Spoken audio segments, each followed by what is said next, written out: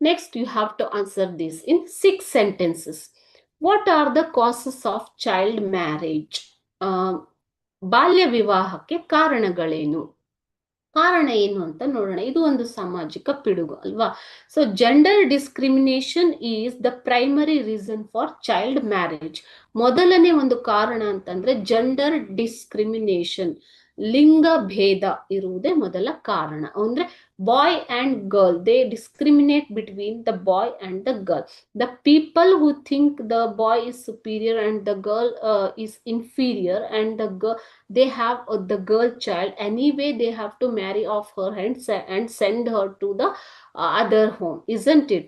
So they will think that as early as possible, if they marry off her, it will be good for them. Okay, the people who went through child marriages, they strive to get their children married off early, because the mother is also gets child married.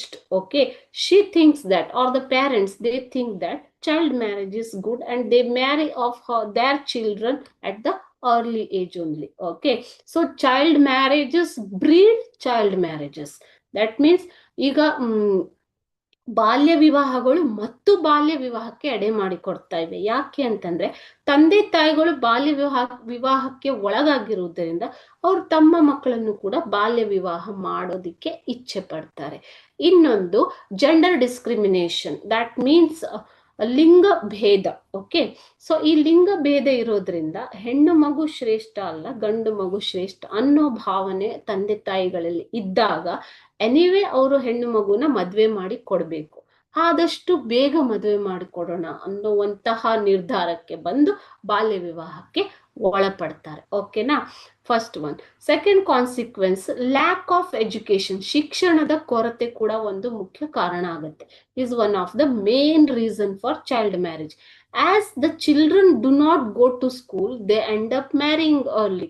So ಯಾಕೆ ಅಂತಂದ್ರೆ ಶಿಕ್ಷಣದ ಅಗತ್ಯತೆಗಳ ಬಗ್ಗೆ ಅರಿವು ಇರೋದಿಲ್ಲ. Okay, so ಶಾಲೆಗೆ ಹೋಗದೆ ಇರೋದ್ರಿಂದ ಆದಷ್ಟು ಬೇಗ ಮದುವೆ ಮಾಡ್ಕೊಡೋದು ಬೆಟರ್ ಅಂತ ಮದುವೆ ಮಾಡ್ತಾರೆ. End up marrying at the early age. Hence, education plays major role in the prevention of child marriage. So ಎಲ್ಲ ಪ್ರಾಬ್ಲಮ್ಗೂ ಸೊಲ್ಯೂಷನ್ ಅಂದ್ರೆ ಏನ್ ಮಕ್ಕಳೇ? ಎಜುಕೇಶನ್, ಶಿಕ್ಷಣ. ಸರಿಯಾದ ಶಿಕ್ಷಣ ಇದ್ದಾಗ ಅವೇರ್ನೆಸ್ ಇರುತ್ತೆ, ಅವೇರ್ನೆಸ್ ಇದ್ದಾಗ ಈ ತರ ತೊಂದರೆಗಳು ಕಡಿಮೆ ಅಲ್ವಾ? Third one, lack of proper implementation of law. ಈಗ ಬಾಲ್ಯ ವಿವಾಹ ತಡೆ ಕಾಯ್ದೆ ಇದು ಜಾರಿಯಲ್ಲಿ ಇದೆ ಅಲ್ವಾ? So there is law to prevent child labor, but its poor implementation of legal provisions in the school education, lack of participation in the part of community and general public in the implementation of child rights and child development programs has led to the problem of child marriage to prevail. That means its poor implementation of legal provisions in the school education. So school education ನಲ್ಲೇ ಅದನ್ನ implement ಮಾಡಿ ಅದರ ಬಗ್ಗೆ ಅರಿವು ಮೂಡಿಸಿದ್ರೆ ಜಾಗೃತಿ ಹೆಚ್ಚಾಗುತ್ತೆ. Lack of participation in the part of community and general public. So ಇಲ್ಲಿ general public ಕೂಡ ಪಾರ್ಟಿಸಿಪೇಟ್ ಮಾಡೋದು ಇಂಪಾರ್ಟೆಂಟ್ ಆಗುತ್ತೆ. ಸೊ ಜನರು ಕೂಡ ಅವರು ಪಾರ್ಟಿಸಿಪೇಷನ್, ಭಾಗವಹಿಸುವಿಕೆ ಕಡಿಮೆ ಇದ್ದಾಗ ಮತ್ತು ಮಕ್ಕಳ ಹಕ್ಕುಗಳ ಬಗ್ಗೆ ಜನರು ಭಾಗವಹಿಸುವಿಕೆಯಲ್ಲಿ ಕಡಿಮೆ ಇದ್ದಾಗ ಚೈಲ್ಡ್ ಡೆವಲಪ್ಮೆಂಟ್ ಪ್ರೋಗ್ರಾಮ್, ಮಕ್ಕಳ ಅಭಿವೃದ್ಧಿಯ ಯೋಜನೆಗಳ ಬಗ್ಗೆ ಕೂಡ ಜನರಲ್ಲಿ ಅವೇರ್ನೆಸ್ ಇಲ್ಲದೆ ಇದ್ದಾಗ ಈ ತರ ತೊಂದರೆಗಳು, ಬಾಲ್ಯ ವಿವಾಹಗಳು ಜಾಸ್ತಿ ಆಗ್ತವೆ. ಓಕೆನಾ?